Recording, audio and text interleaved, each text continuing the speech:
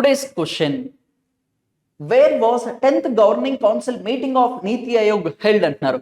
నీతి ఆయోగ్ అంటే మనకి national institution for transforming India అంటారు.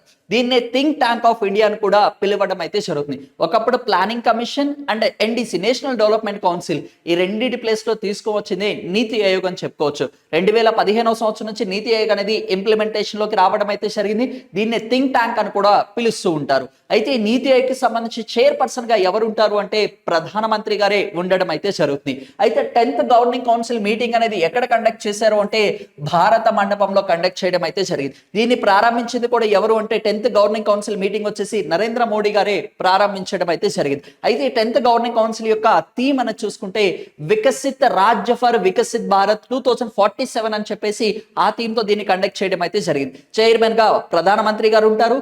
వైస్ చైర్పర్సన్ గా వచ్చేసి మనకి సుమన్ బేరీ గారు వచ్చేసి ఉండడం అయితే జరిగింది. సిఇఓగా బివిఆర్ సుబ్రహ్మణ్యం గారు వచ్చేసి ఉండడం అయితే జరిగింది. రీసెంట్ గా అతని యొక్క టెన్యూర్ అనేది కూడా 1 year అనేది ఎక్స్టెండ్ చేయడం అయితే జరిగింది. ఫుల్ టైం మెంబర్స్ ఎంతమంది ఉండేవాళ్ళంటే ప్రీవియస్ గా 4 members ఉండేవాళ్ళు. ఇప్పుడు 5th member కింద రాజు గౌబా గారు వచ్చేసి అపాయింట్ చేయడం అయితే జరిగింది. అయితే నీతి ఆయోగ్ కి సంబంధించిన భవన్ ని ఏమని పిలుస్తారు అని చెప్పేసి కింద కామెంట్ బాక్స్ లో కామెంట్ చేయండి. Thank you.